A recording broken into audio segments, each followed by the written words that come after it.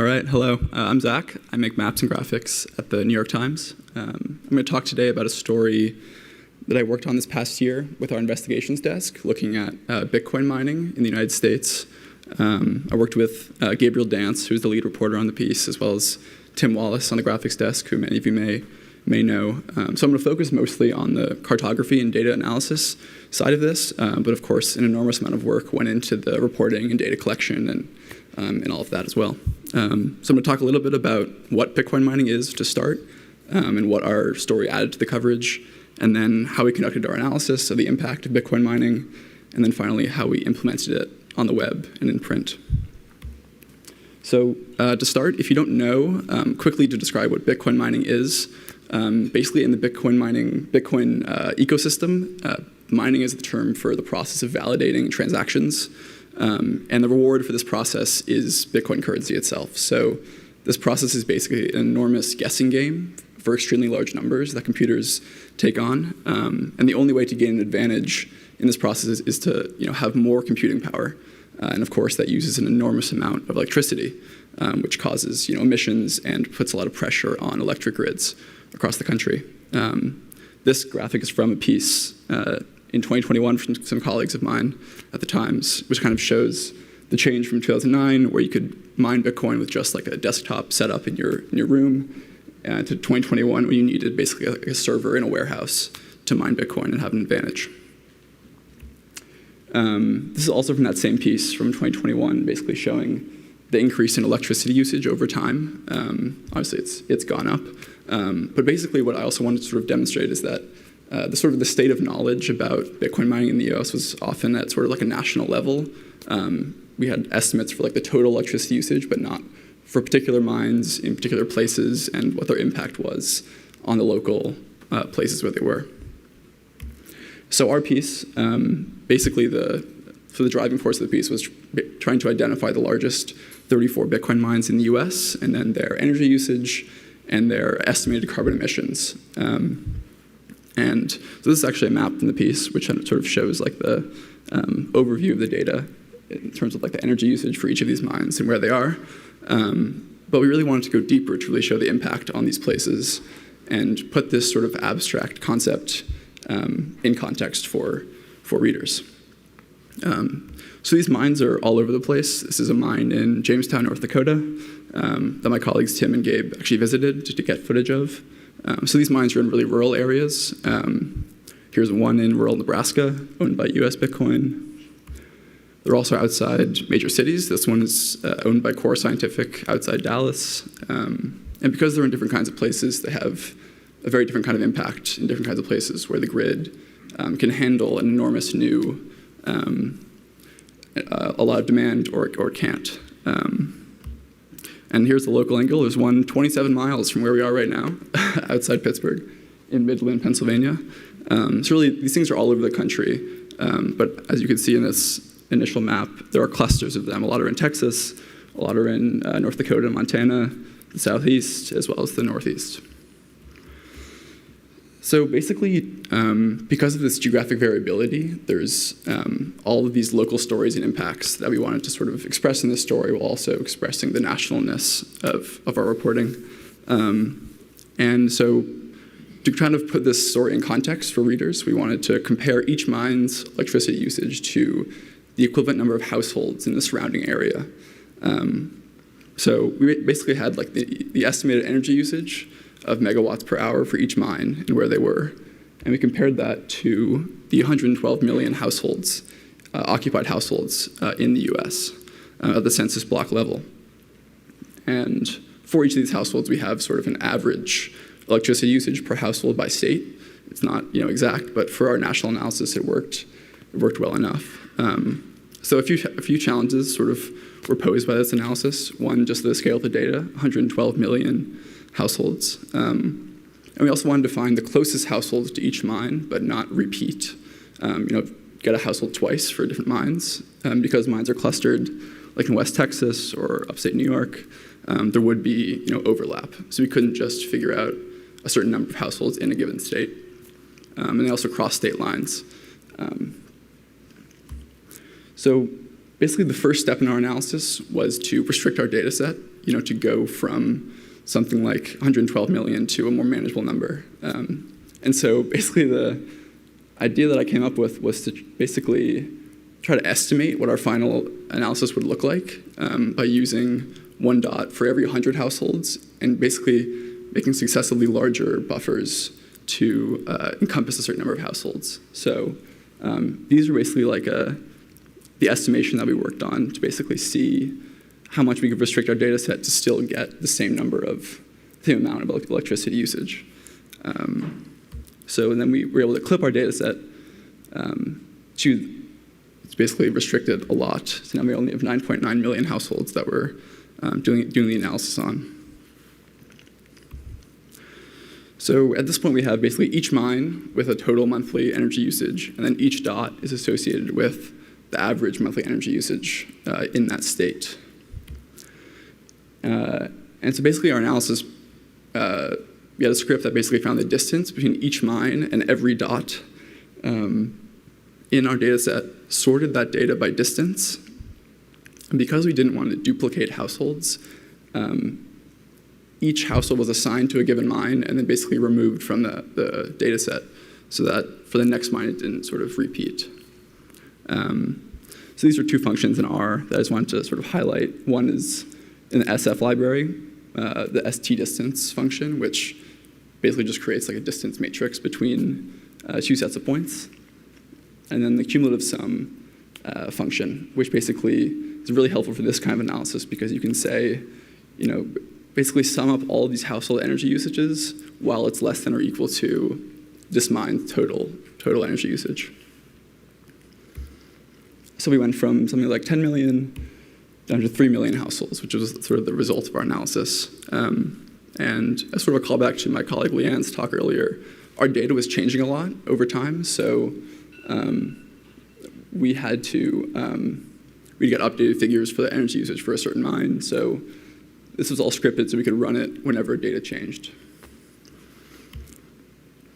So this kind of just shows the difference between the estimated values that I came up with in yellow and then our final values. And this took a lot of trial and error to sort of figure out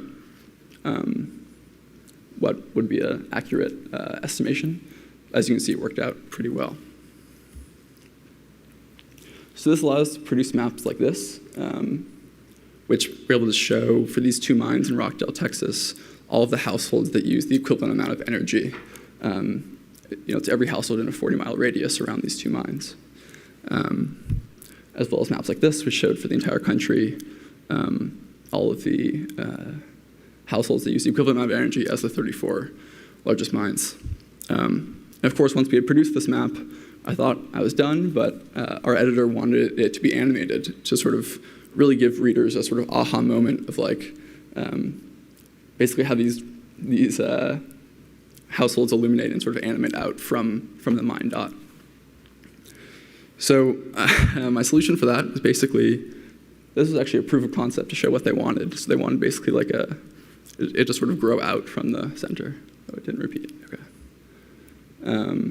So we had 3 million households dots, which we couldn't really just load in the browser. Obviously that'd be an enormous task. So instead, we came up with this GDAL rasterize function, which basically looped through a certain number of households, and we used the SQL function to basically select 2,000 successive households and burn that into a raster with a certain color value, and then add those up so that in places where there was more dots in a given area, it'll become white, just to sort of match our visualization technique. So this gave us this animation. So basically we made a ton of these frames and then looped them into a video to make this animation. And because it was made in GDAL, we had the output geometry, so we just lay that over a map of the US. And I'll just show sort of the what this looked like in the piece. So basically, what this came down to is trying to really show the scale of these mines. So we started with some images of what the mines look like. We have that first image that I showed you of Rockdale, Texas. And then we basically wanted to show that like the sort of scale of this, changing over time. So we implemented something in the browser where it basically just zooms out from that point in Rockdale, Texas, to show the whole US, and to show that we basically have this data for every mine in the country. So the dots expand and then contract. And we get this nice, growing effect animation, which sort of, was it's an exciting visual to let readers know that we'd done this big analysis, but also connected to the actual idea of the mines, using the equivalent energy as all these households. So I want to talk quickly about how we implemented that sort of zoom functionality, because we had initially tried to use Mapbox to do this, but we wanted to do a more sort of custom design and be able to use our own styles. So we're able to use basically just like a SVG CSS transform. If you see in the top in the left, I've highlighted basically there's a scale property and a translate property, which are basically equivalent to like a zoom and a lat long function in Mapbox. So at the US scale, the scale is 1, the translate is about 0, 0. And then when we zoom in, the scale becomes like 24, and the translate is in pixels. But for all intents and purposes, you usually just pass it a lat long bounding box, and it zooms to that area. So basically, we sort of recreated something of what Mapbox does, but in the browser for our own SVG. And this also allowed us to do, I'll show another map in the story, which sort of focused on Texas and the impact of Bitcoin mining in Texas, where there's a bunch of mines. This map is basically just like also a zoomed-in version of the first one. That's just like we passed it a bounding box of Texas, and it like zooms to that region, which is really easy to implement. And the sort of the story structure changed a lot, so we were able to try out different techniques very easily with these scripts. Also, just want to show the mobile presentation because we spent a lot of time focusing on that at the times. And basically, the main focus that I just want to show is like basically moving things to the top of the screen so you have space to scroll on your phone. And we also had to make sort of custom base maps to fit this orientation. Here's the Texas map on mobile. And then this is how we presented it in print. Print obviously offers some challenges because you can't do a zoomed-in map, or an animation, but we could do a really massive map and basically label all of these mines, which we weren't able to do on the web. So here's the sort of the map. It kind of got blurry, but yeah, you can see we basically highlighted every mine and showed the equivalent number of households and what company owns it and where they are around the country. So here's just a summary of sort of the tools I used, all open source tools, R and MapShaper for the sort of data analysis and messing around with the vectors and the dots, GDAL in Makefiles and shell scripting for rasterizing the dots, and then also FFmpeg for making that animation, putting the frames together, HTML, CSS, and JavaScript with Svelte, Canvas, and D3 libraries for the animations, and then QGIS for the base map. Thank you. That's all.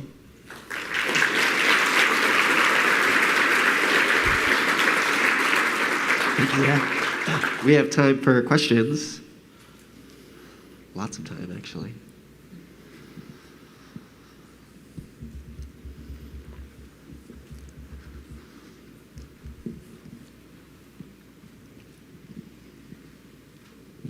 How long did that take? The whole project took a long time, maybe like more than a year. The analysis and visualization side, I probably spent about 6 months on, but pieces of it, like the animation, was in the last like 2 or 3 weeks before publication, so it was pretty fast. Is there some sort of like mandatory reporting? Like, how do you know that it's a Bitcoin mine versus another sort of server farm, or is there regulation around that? Or like, how do you know where they are, I guess is the question. Yeah, like that the images that we have of them are the actual mines, or that the. Like, how do you know where the mines are? I guess before that. Yeah. How do you know where the mines are? Yeah, it was a ton of reporting, mostly by Gabe and Tim did that reporting. But it was a lot of just like digging around and talking to, like looking at some of the companies that own the mines are public, so they have to release information about their usage and stuff. So some of it's from that. They're like statements to the government, and a lot of just like digging into other like sort of local reporting. So it's a lot of like collecting reports from all parts of the country. Yeah. Hi, thank you. I'm really curious if you also looked into potential environmental justice impacts associated with the siting of these mines? We didn't look at that in particular for this story. You mean in terms of like where they're located, like what communities are they in and stuff? The communities around them. Yeah, sorry. Yeah, no, thank you. Yeah, where they're located, demographic information, who's benefiting, type of energy used, yeah, and other stuff. Yeah, I wouldn't say we looked into that too deeply, although the story really gets into sort of the fact that a lot of industries use a lot of energy, which is inevitable for like hospitals or any kinds of industries, but Bitcoin mines do not, produce the same number of jobs or economic opportunities that a lot of, like, we need hospitals to use energy, so it's okay that they're putting so much electricity usage onto the grid, but Bitcoin mines, favor very few people. But yeah, there's definitely more stories to be done about where they're located in terms of demographics.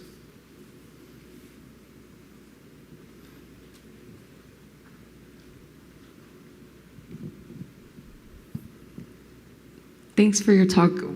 Why was it important that the households displayed on the map were close to the Bitcoin operations?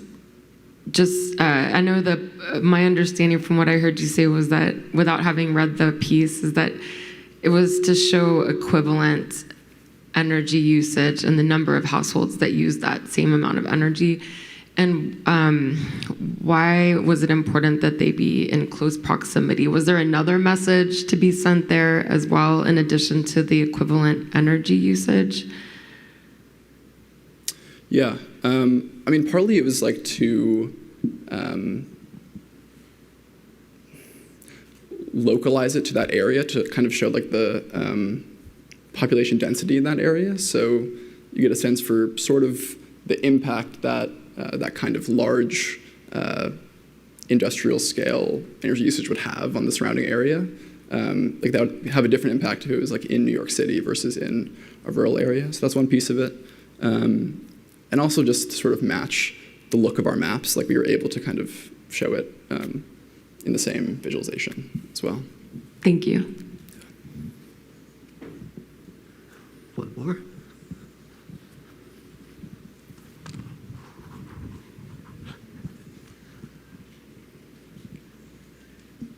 Hi, Zach. Thank you for your talk. I was wondering if you could share a little bit about like the pitch process for this story. Like, was graphics kind of like involved at the very start? Like, how did you advocate for getting so much time on a project like this? And yeah, what did that collaboration look like between you as a map maker and then the people who are reporting more on the ground?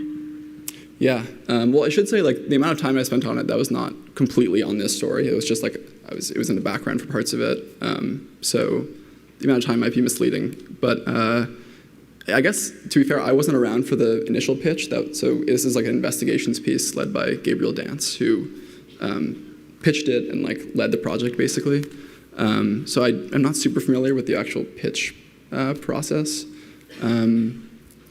But I think at least Tim on the graphics desk was brought in pretty early. And Gabe Dance used to be involved with graphics and visuals, so they basically knew very early on that this was going to be involve graphics heavily, and they needed satellite imagery and visuals. So I think that happened pretty early on, that they were able to get investment from graphics. But yeah, I think it's a lot of just like trying to express the novelty of the story to be able to get that much time. And I guess as a reporter, I don't have to deal with that as much. It's mostly up to editors to kind of figure out what's important. But I was really glad to be able to get so much time. Thank you.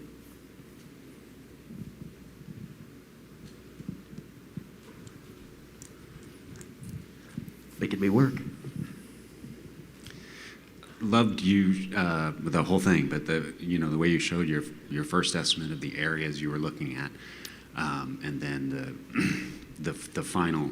Did you have some other explorations that maybe you had to throw out, or like other visualizations you explored that you didn't, that maybe were dead ends? That's a good question. There definitely were other forms of the visualization. I think it became pretty clear early on that we wanted to compare it to households because that's such a just something that helps individuals understand the scale. Because electricity usage isn't, we're not super familiar with the units and what 1 kilowatt versus 1 megawatt, what that really means. So it became pretty early on that we were going to show households. But in terms of the actual analysis, there was definitely a lot of iteration on figuring out how to do it. For a long time, it wasn't really clear how we would crunch so much data and be able to do it, not just run it once for 24 hours, be able to do it when data changed the day before publication. There's a lot of iteration on that. I think that one visual I showed of the visual idea for the, I think it's this one right now. This was made pretty early on by Tim as kind of a proof of concept for that idea. And so I think everyone agreed pretty early on that it worked for our purposes. So it's basically just trying to implement it. Yes. All right. Thank you so much, Zach. Thank you.